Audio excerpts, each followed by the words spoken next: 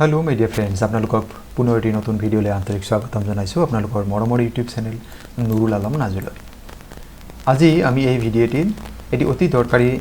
ইংৰাজী গ্ৰামাৰৰ পাৰ্ট আলোচনা কৰি লৈছোঁ। সেইটো হৈছে ওৱান ৱৰ্ড সাবষ্টিটিউশন, অসমীয়াত যাক আমি এটা শব্দত প্ৰকাশ কৰা বুলি জানো। আৰু এই প্ৰশ্নসমূহ Assam direct recruitment exam, DME exam, director of health service exam যিকোনো অসমৰ চৰকাৰৰ দ্বাৰা আয়োজিত যিকোনো পৰীক্ষা এই ধৰণৰ প্ৰশ্ন দিয়া থাকে আৰু এই ইয়াত সন্নিবিষ্ট প্ৰশ্নকেইটাই প্ৰায় দিয়া থাকে। আপোনালোকে সম্পূৰ্ণকৈ ভিডিঅ'টি চাব, স্কিপ নকৰাকৈ চাব আৰু এইখিনি নোট ডাউন কৰি ল'ব। নিশ্চয়কৈ আপোনালোকে এই টপিক সম্পৰ্কে ওৱান ৱৰ্ড সাবষ্টিটিউশন সম্পৰ্কে যি প্ৰশ্ন হয় আপুনি নিশ্চয়কৈ শুদ্ধকৈ লিখিব পাৰিব। আহকচোন বাৰু প্ৰথমতে আমি ভিডিঅ'ৰ বিষয়বস্তুখিনি জানি লওঁ। ইয়াত চাওক, এটি প্ৰশ্ন দিয়ে a person who slaughters and sells meats is called, যিজন মানুহে যিবিলাক মাংস আমি বিক্ৰীৰ কাৰণে তেওঁ কাটে আৰু তাৰ মাংসসমূহ বিক্ৰী কৰে আমি তেওঁ কি বুলি ক'ম? এইটো ডিৰেক্টৰ অফ হেল্থ সাৰ্ভিসৰ এক্সাম 2020 দিয়া আছিল। ইয়াত চাওক স্লেটাৰৰ, বাচ্চাৰ, বাটলাৰ আৰু চফাৰ। ইয়াৰ শুদ্ধ উত্তৰ হৈছে আমি জানো যে বাচ্চাৰ মানে হৈছে কচাই, অসমীয়া শব্দ আমি যাক কচাই বুলি কওঁ, ইংৰাজী শব্দ হৈছে বাচ্চাৰ। অপশ্যন আমাৰ কাৰণে বি শুদ্ধ উত্তৰ হ'ব। কুৱেশ্যন নম্বৰ 2 দিয়া আছে a lady who sells milk is called, যিগৰাকী মহিলাই যিজনী মহিলাই গাখীৰ বিক্ৰী কৰে আমি তেওঁ কি ক'ম? এইটো ডিৰেক্টৰ অফ হেল্থ সাৰ্ভিসৰ 2019 প্ৰশ্ন হয়। ইয়াত চাওক দিছে এ মিল্ক ওমেন, মিল্কাৰ, আ মিল্কি এণ্ড মিল্ক মেইড। ইয়াত চাওক এই মিল্ক মেইড আমাৰ যিটো অপশ্যন দি আছে অপশ্যন ডি, সেয়া হৈছে শুদ্ধ উত্তৰ, আ মিল্ক মেইড। এতিয়া যদি ইয়াতে লেডি বুলি দিয়া আছে আপোনাৰ লক্ষ্য কৰিছে নিশ্চয়, a lady who sells meats who sells milk, কিন্তু যদি কোৱা হয় যে a person who sells milk is called তেতিয়া কি হ'ব? তেতিয়া হয় মিল্কমেন। গতিকে পাৰ্থক্যটো অলপ চাব,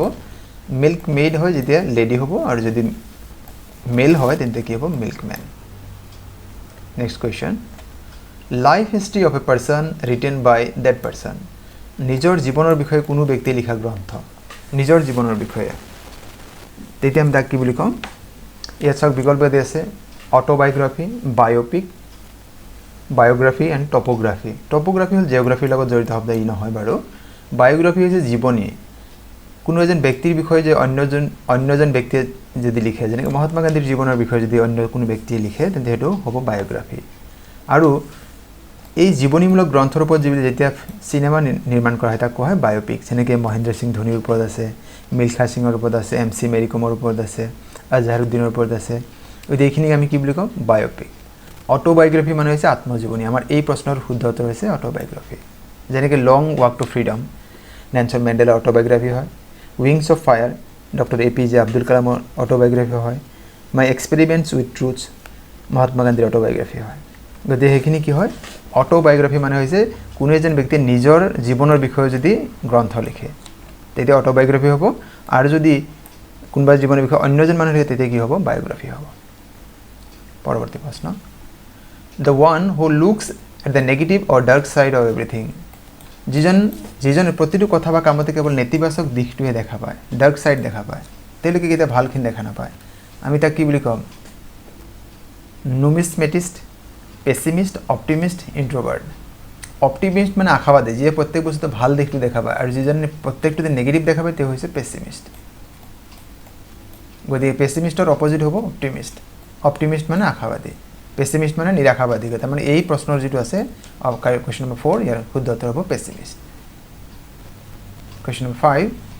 animals that live both on land and water, যিটো প্ৰাণীয়ে মাটি পানী উভয়তে বসবাস কৰিব পাৰে তাক আমি কি বুলি কওঁ? উভয়চৰ প্ৰাণী যিটো ক'ম। তো ইংৰাজীত কি কোৱা হ'ব? এম্ফিবিয়ান মানে উভয়চৰ প্ৰাণী, যেনেকৈ ভেকুলী। একুৱেটিক মানে জলজ প্ৰাণী, কাৰ্নিভৰাছ বেলেগ শব্দ, হাৰ্বিভৰাছ বেলেগ হয়। যিবিলাকে মাংসভোজী প্ৰাণী কাৰ্নিভৰাছ হ'ব, যিবিলাকে ঘাঁহ তৃণজাতীয় বস্তু খায়, ঘাঁহ জাতীয় বস্তু খাব তাক কি বুলি কয়? হাৰ্বিভৰাছ বুলি কোৱা হয়। তাৰমানে আমাৰ কি হ'ব? যিটো প্ৰাণী মাটি পানী উভয়তে বসবাস কৰিব তাক কি বুলি কোৱা হয়? এম্ফিবিয়ান বা উভয়চৰ প্ৰাণী। আমি এক্সাম্পল ক'লে ফ্ৰগ বুলি ক'ব পাৰোঁ, ভেকুলী। A person who sells flower is called, এইটো ডিৰেক্টৰ অফ হেল্থ সাৰ্ভিসৰ টেকনিকেল এক্সাম আছিল 2022, তাত দি আছিল। যিজন মানুহ ফুল বিক্ৰী কৰে তেওঁক কি বুলি ক'ম? ফ্লাৱাৰিষ্ট, ফ্লৰিষ্ট, ফ্লাৱাৰাৰ এণ্ড ফ্ল'ৰাৰ। শুদ্ধ উত্তৰ হ'ব অপশ্যন বি, ফ্লৰিষ্ট। ফুল বেচোতা অসমীয়া যদি শব্দ কওঁ অপশ্যন বি আমাৰ কাৰণে শুদ্ধ উত্তৰ হ'ব। Question number 7, society where a female is the head of the family আমি সাধাৰণতে আমাৰ দেখা পাওঁ যে আমাৰ কি হয় ফেমিলি হেড কি হয় মেল মেম্বাৰ হয় আমি তাক পেট্ৰিয়াৰ্ক বুলি সোসাইটি বুলি কওঁ পুৰুষ প্ৰধান কিন্তু যেতিয়া head of the female member হ'ব তেতিয়া আমি তাক কি বুলি ক'ম মেট্ৰিয়াৰ্কেল যেনেকৈ আমাৰ চুবুৰীয়া ৰাজ্য মেঘালয়ত কি আছে মেট্ৰিয়াৰ্কেল তাত head of the family female member হয় ইয়াত চাওক পেট্ৰিয়াৰ্ক মানে হৈছে পুৰুষ প্ৰধান সেইটো নহয় পলিগামী বহু বিবাহৰ ব্যৱস্থা মনোগামী মানে এটা বিয়াৰ গতিকে আমাৰ ইয়াতে অপশ্যন বি শুদ্ধ হ'ব question number 8 A disease which spreads by contact যি বেমাৰ আন মানুহৰ সংস্পৰ্শত বিয়পে তেতিয়া আমি তাক কি বুলি কওঁ খুচৰা বেমাৰ আমি যিটো কওঁ ফেটেল নহয় কিউৰেবল নহয় ইনকিউৰেবল নহয় সেইটো আমি কি বুলি কওঁ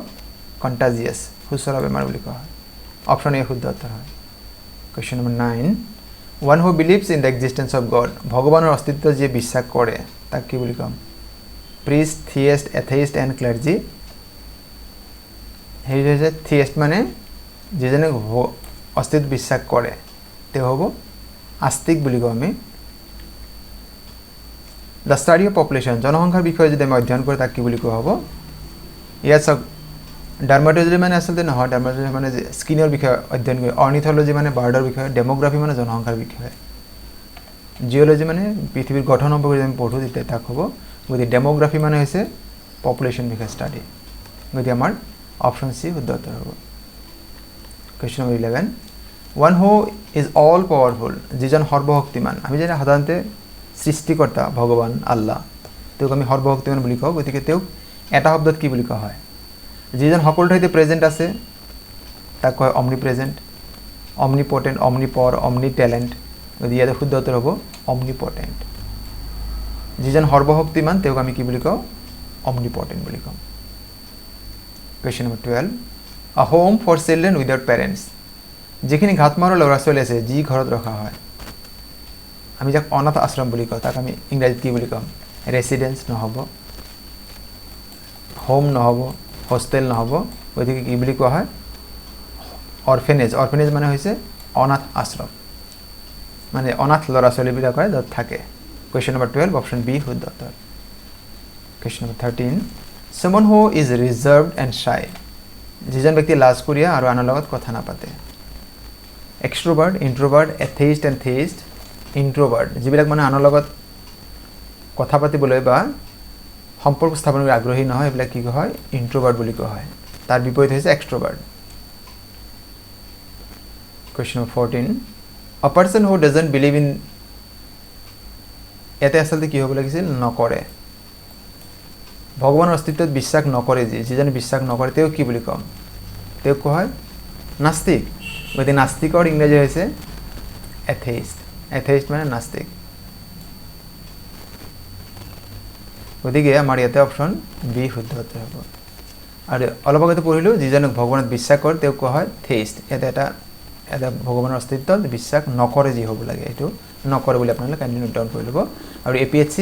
কোঅপাৰেটিভ এক্সাম 2019 এই প্ৰশ্নটি দিয়া আছে question number 15 A person who cuts hair is called যিজন মানে আমাৰ চুলি কাটে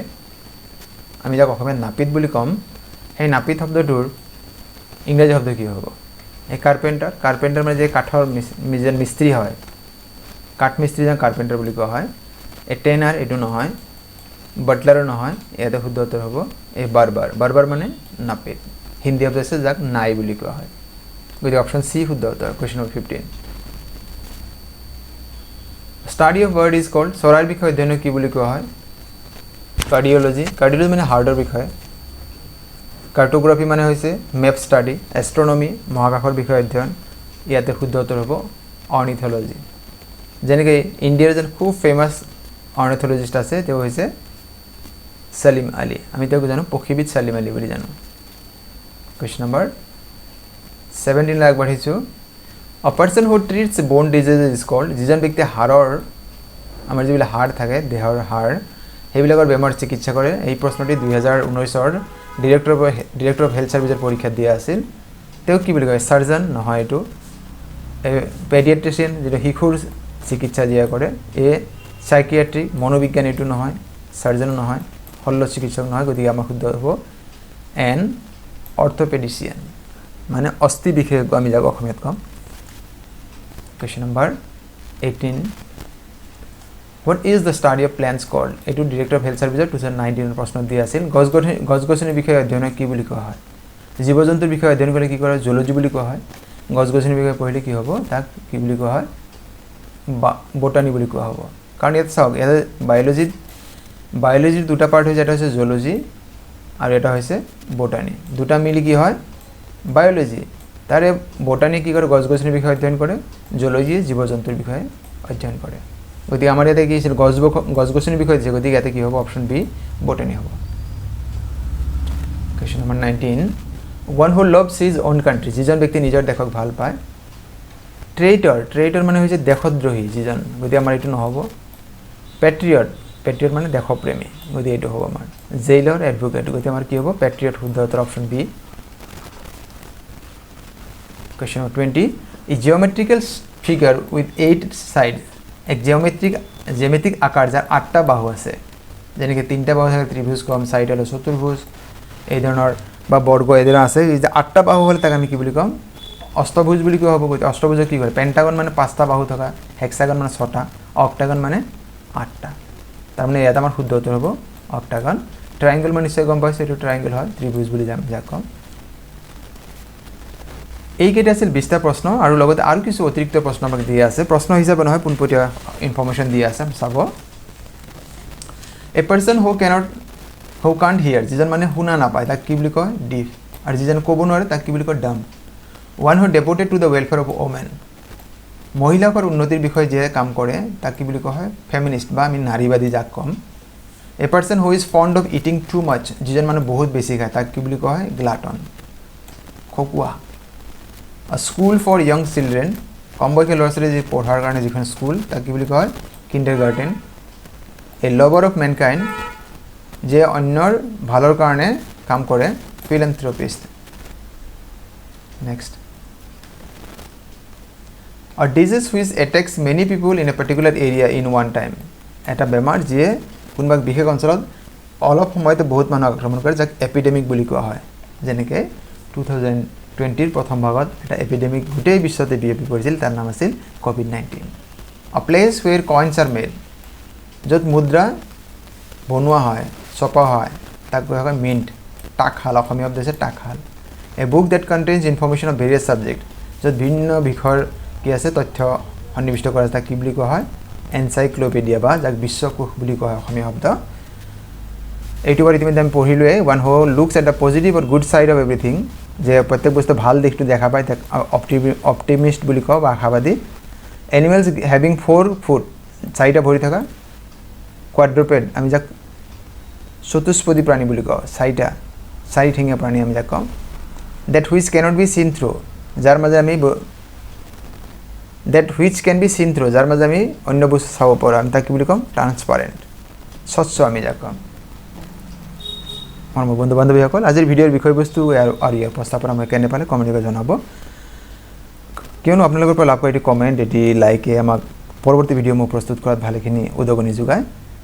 আপোনালোকে এটা বিনম্ৰ অনুৰোধ যদি প্ৰথমবাৰ এই চেনেলটি চাই আছে চেনেলৰ বিষয়বস্তু আৰু ইয়াৰ উপস্থাপনা আপুনি ভাল পাইছে